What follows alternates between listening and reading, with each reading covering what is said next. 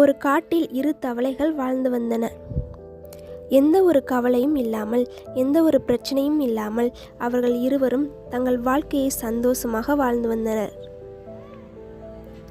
சில நாட்களுக்கு பிறகு வெயில் அதிகமானதால் காட்டில் வெப்பம் அதிகமானது.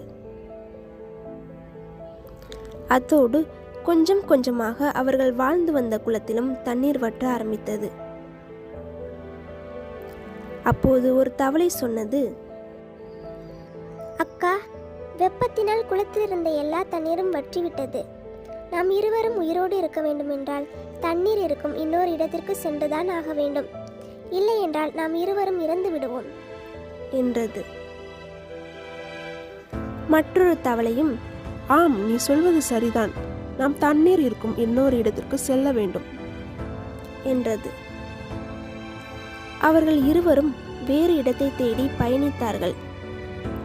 செல்லும் வழியில் ஒரு தவளை அங்கே ஒரு கிணறு இருப்பதைக் கண்டு சந்தோஷப்பட்டது. இங்க பாருங்க அக்கா, நம்ம ஒரு தண்ணீர் இருக்கும் கிணற்றை கண்டுபிடித்து விட்டோம் என்றது.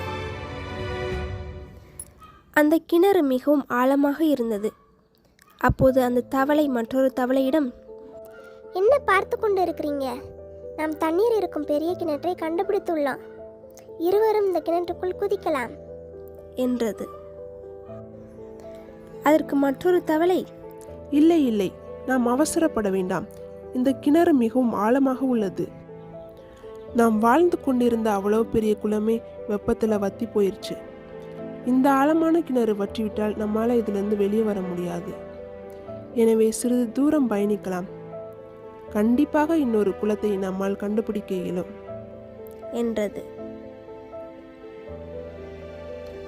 அவர்கள் இருவரும் மீண்டும் தங்கள் பயணத்தை தொடங்கினர். சிறிது தூரம் சென்ற பிறகு ஒரு அழகான பெரிய குளத்தை கண்டனர். இருவரும் மகிழ்ச்சியில் அந்த குளத்திற்குள் குதித்தனர். சந்தோஷமாக பாடி மகிழ்ந்தனர். இருவரும் அந்த குளத்தை தங்கள் வீடாக நினைத்து வாழ ஆரம்பித்தனர். சில நாட்களுக்கு பிறகு அங்கே ஒரு மான் அந்த குளத்திற்கு தண்ணீர் குடிக்க வந்தது. அப்போது அது வருத்தத்துடன் சொல்லிக் கொண்டிருந்தது, எல்லா இடத்திலும் தண்ணீர் வற்றிவிட்டன. அருகில் உள்ள பெரிய கிணற்றில் இருந்து தண்ணீர் கூட வற்றிவிட்டது என்றது. இதை கேட்ட தவளைகள், நல்ல வேளை நம்ம அந்த கிணற்றுக்குள் குதிக்காம விட்டோம். குதிச்சிருந்தோம்னா இந்நேரம் அங்கேயே இறந்திருப்போம் என்றனர். இதனால் அறியப்படும் நீதி, ஒரு செயலை செய்வதற்கு முன்பு நன்றாக யோசித்து செய்ய வேண்டும்.